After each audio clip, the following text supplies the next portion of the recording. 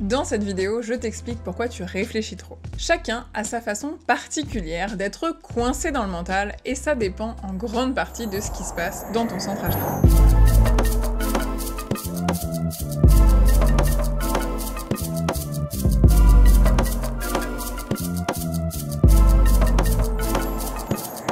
Le centre ajna est lié au chakra du même nom, le troisième œil. Il s'agit de ce qu'on appelle un centre de conscience. Il sert à la réflexion et à la conceptualisation des choses. Il nous aide à processer les informations, à traduire en quelque chose de compréhensible les inspirations et les informations captées par le centre-tête. Il t'aide à voir le puzzle comme une image à part entière, tout en ayant la capacité de voir les pièces du puzzle. Le centre ajna transforme les informations en quelque chose que l'on peut utiliser. Il ne sert pas à ressasser encore et encore si tu devrais te remettre avec ton ex, alors que ça, ton autorité a déjà décidé, y'a belle lurette. Donc, laisse ton ajna réfléchir à des trucs plus productifs pour toi, pour la paix dans le monde ou pour le développement durable. Ce centre a 6 portes.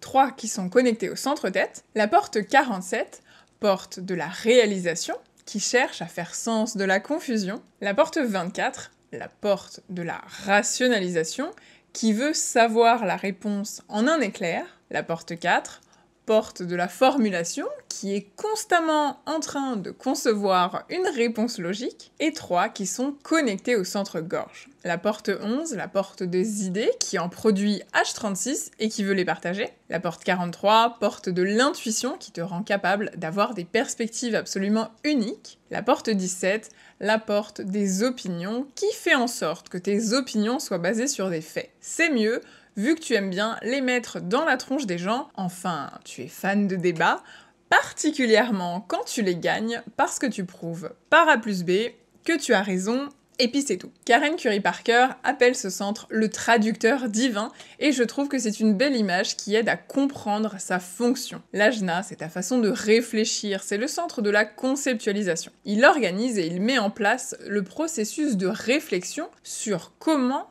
penser et agir.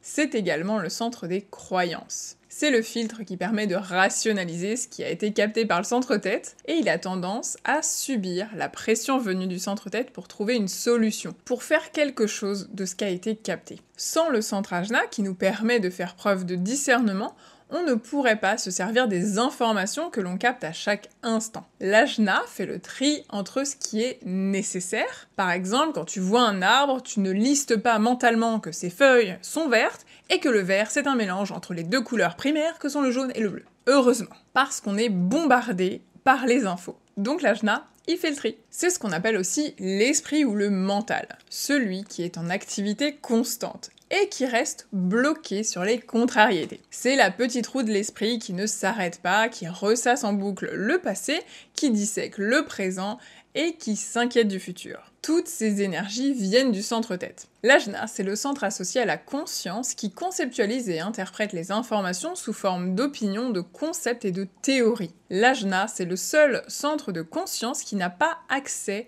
à l'énergie d'un moteur. Il n'y a aucun canal potentiel qui peut le relier, soit au centre égo, soit au plexus, ni au sacral, ni à la racine. Ce qui symbolise son rôle de responsable du traitement et de l'analyse de la pression reçue par la couronne en informations accessibles pour l'examen, qui seront ensuite communiquées une fois traitées par la gorge. L'ajna est ici uniquement pour interpréter les données, il doit rester neutre. Son but n'est pas de t'aider à décider. La leçon à retenir ici, c'est vraiment que les pensées et l'analyse ne sont donc pas des facteurs de prise de décision à prendre en compte pour passer à l'action. Non mais genre vraiment, c'est ton autorité qui doit décider de tes décisions, pas ton mental. Contrairement à ce qu'on nous a appris à faire avec les listes débiles de pour et de contre qu'on regardait pendant des heures, alors qu'on savait très bien que ce qu'on allait faire n'avait rien à voir avec ces deux colonnes à la con. Les énergies mentales sont toutes à énergie projecteur,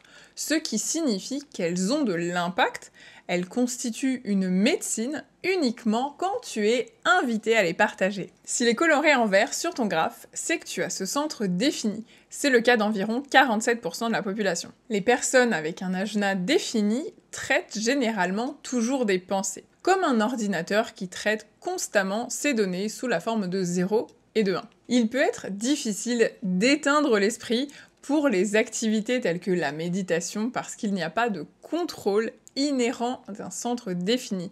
Il est toujours allumé. Cela ne semble pas pourtant déranger les personnes qui ont tendance à apprécier cette stimulation mentale. 47% de la population possède donc un ajna défini. Ce sont les personnes qui bénéficient de ce qu'on appelle une force mentale. L'ajna est une source incroyable de puissance de traitement et d'analyse de données qui filtre le carburant inspirant qui descend de la couronne. L'esprit défini agit comme une autorité extérieure pour les autres et conditionne le champ mental et les personnes dans son orbite. Les personnes avec un centre ajna défini sont donc mentalement influentes sur les autres. Ce sont des autorités extérieures fortes.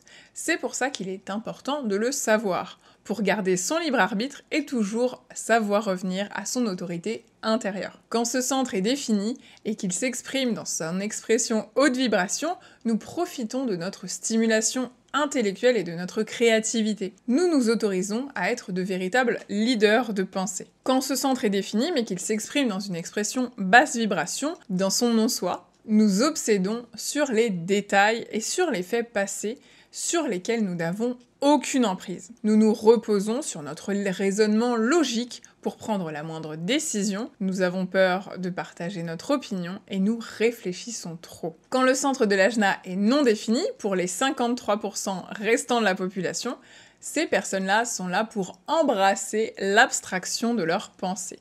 Elles sont comme un vaisseau de sagesse et de divertissement pour les autres. L'ajna est un centre conçu pour nous connecter aux gens, basé sur nos portes définies à l'intérieur de ce centre. Elles expriment des thèmes sur la façon dont notre activité mentale fonctionne et cela tend à nous connecter avec des personnes compatibles avec ces longueurs d'onde. Les personnes qui ont un esprit non défini ont une façon de penser plus souple. Plus elles essayent de penser de manière rigide, qu'elles essayent d'être absolument certaines ou trop stratégiques, plus elles gaspillent d'énergie, ce qui peut créer une fatigue mentale. Apprendre à accepter que l'ajna non défini fonctionne de manière parfois complètement incohérente et qu'il ne peut jamais être certain de rien ouvre l'esprit, qui doit être considéré comme un terrain de jeu infini conçu pour explorer de nouvelles pensées et de nouvelles idées. C'est une possibilité illimitée d'apprentissage et d'opinion nourrie par toutes tes interactions.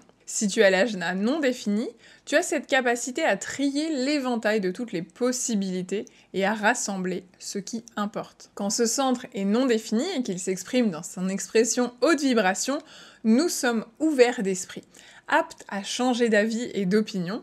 Nous savons qui pense quoi et qui détient les réponses. Nous savons aussi distinguer quelles opinions ont de l'importance à un moment précis. Quand ce centre est non défini, mais qu'il s'exprime dans son expression basse vibration ou dans son non-soi, nous ressentons la pression d'être certains. Nous nous accrochons à des concepts pour nous sentir en sécurité et nous évitons les conversations trop intellectuelles. Dis-moi en commentaire si tu as l'ajna défini ou non et si tu te reconnais plutôt dans son utilisation haute ou basse vibration. Like cette vidéo pour te permettre de cultiver de plus hautes vibrations. Abonne-toi à la chaîne si c'est pas déjà fait. Et je te dis à très vite dans une prochaine vidéo.